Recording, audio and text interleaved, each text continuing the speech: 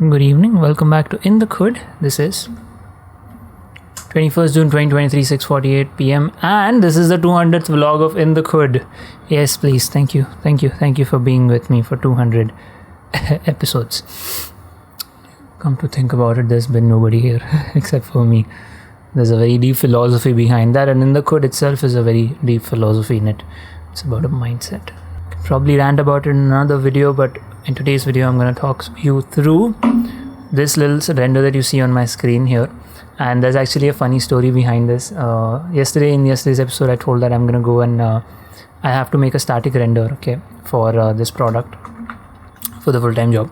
And as you can see that I have modeled this thing here, but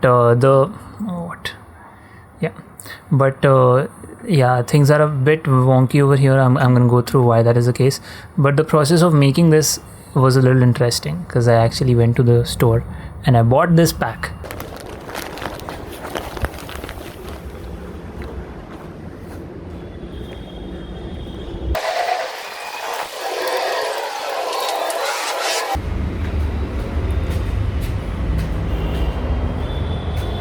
And I took images from that. That was very important because only from the front and the back image which was supplied to me as a reference, I couldn't make out how it would look from the side.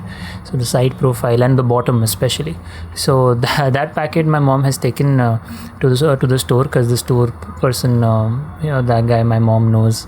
And this society tea nobody will consume in our house. So, and it's 650 rupees. So she's like, I am gonna return it. So yeah, I took a bunch of images with that pack, front, side. Most importantly to understand that in the side it's basically an SY0, like it's actually almost touching with each other. That was important. Back is fine, top, and most importantly the bottom, because I was initially trying to think about how do I like the bottom was a concern for me. And so how did I model this? I modeled this using a mesh circle. Right, I'm gonna try and show a little bit of the process. I don't know if I can show the entire process, that will be a little longer, but let's see. I think we can club this for now if I'm just trying to show because the rendering and the compositing is still left to be done, which is why it doesn't look great as of now. And the render looks average-ish. I'm gonna take it into Photoshop, sharpen it, add contrast, and even elements need to be added, but this is like a simple option without anything. I'm gonna even make it a little fancy and everything. So the hard part over here was the modeling, and even for the modeling you see things are a bit messed up here, which is because of the way I extruded the base circle. So let me switch on my references. I have the front reference. I'm gonna switch the render off and the backdrop also off. So there's the front. I'm gonna open one more for the left or side, whatever, and then on top I'm gonna keep, this is like a thing that I feel works for me. This is a box that I've taken just for measurement, and I've put its viewput display to wire, so it's you get an idea of how your references should be placed. That's for that. Okay, so the reason I wanted to know how it looks from the bottom is because it looks like a circle from bottom. If you see, even I've added a bottom here, right? So this is the point where I started it from. So I started with let's just make a collection called practice, because I don't want to mess up anything else which I've already done. So mesh circle, and I'm just gonna scale this down.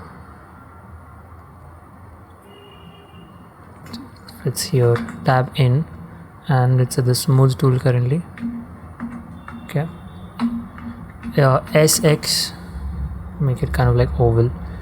And what I did is I made it a bit asymmetrical, but this time around let's try making it symmetrical. We'll see if something needs to be worked out, then we'll work that out. Okay, and then easy, I'm gonna switch on wireframe with Alt Z. Okay, and GZ a little down. So try and scale it in a bit. Easy. We're trying to roughly stick to this structure, not like completely. Okay, easy. Kind of like this, and then easy. The last one is moving a little out. I did a lot of proportional editing in this. In the original one to like make it look like that. Okay, so that's like your basic mesh. And if you were to look at it from the bottom, like I don't have to have it to show now, but from the bottom it's like there's like an indent and then this thing is covering on top of it. So I tried to put that in earlier in the process. So let me just try and fill these right away, or maybe not the top, because we have to eventually bring it in.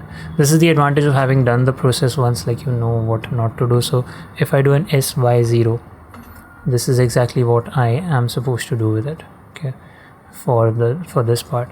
And here let me just apply a subdiv on it. It's Control 2. The bottom I am, let's do an extrusion. So E, right click, scale it down, and let me just turn off subdiv for now. EZ, it's something like this only, and then it meets here. I mean, it's very basic form. This is what it is. And if I switch on subdiv, here you'll have to like add some creases. So let me take this and GG up, and let's add a bit of crease here. And here I want to keep it no overlay or anything, so I know exactly what is going on. And this I'm going to try and insert it, so it looks kind of like this. It's actually pretty thick at the moment. I mean, I don't even think it's actually wise to recreate the whole thing, because I basically spent the whole day trying to figure this, and like now to do it in like 10 minutes for in the Khud session is not pretty much worth it. So it's actually pretty simple from here on. What I've done is right click shade auto smooth. Firstly, that will fix a bit of problems there. And then over here I took, I think, 4, so 3, face select, 1 2 3 4, oh no, 1, yeah, so 1, no, this one 1 2 3 4, yeah, this, and I took 1 2 3 4, and then I did an SY. I think you want to let it go to 0 or you want to keep it, so 0.1 is okay. I think importantly you want to get this kind of a structure. I'm not sure how close or far it is from the original one. Yeah, there's a boolean in it, and more importantly I was like, this is looking way too proper. And so that's one thing I want to cover in this video, is how do I get these folds and everything. So that is through the video I had made on in the Khud for using the pose brush in the sculpt mode. So let me go and show that. So the way I did it is I went into, firstly let's just apply the subdiv, so we have a little more geometry to work with. Let me go into the sculpt mode. We're gonna enable wireframe so it's easier to see. In the sculpt mode, we're gonna take your draw face sets brush, make the brush a little smaller, and I'm just gonna kind of pin this. I initially was trying to do like physics and force field, but it wasn't quite giving me the result that I wanted. So in the end I was like, okay, just manually sculpt the details in.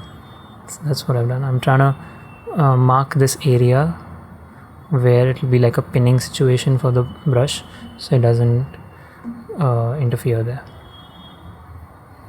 In like in Photoshop you have Alt hold for like stone clone stamp.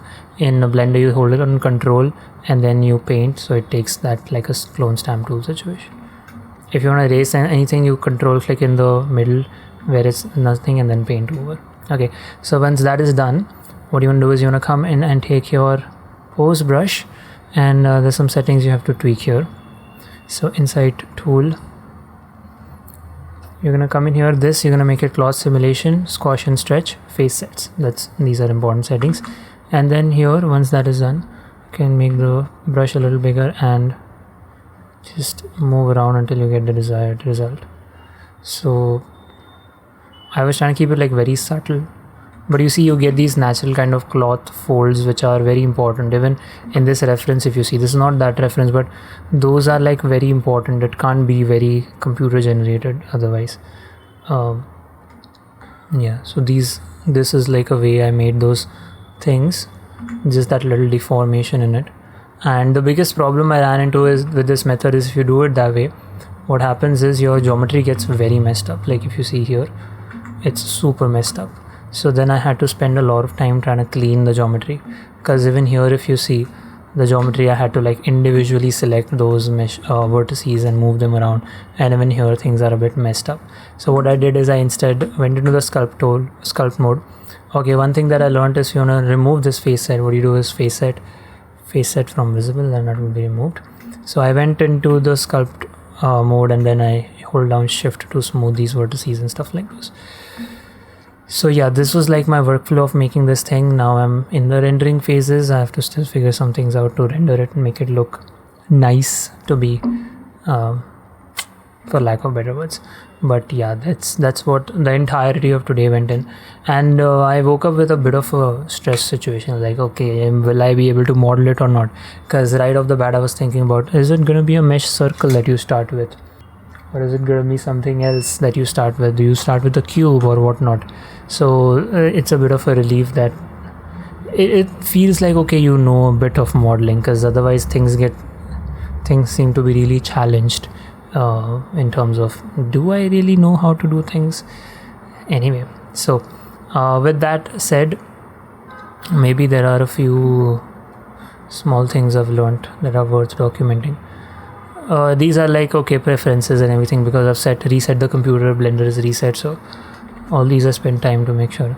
And then yeah, when texture painting with an image on front of the model, the back of the model is getting painted. That's because inside the brush inside the draw brush, there is an option called backface culling. You want to check that off. So yeah, that's it for today's documentation. I'm going to office tomorrow. I have no idea, like there's already one edit that has to be done.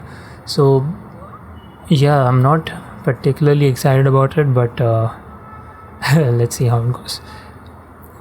Might not be able to, or may be able to record tomorrow's session as well. We'll see. Thanks so much for being in the crowd. I'll catch you tomorrow. Peace.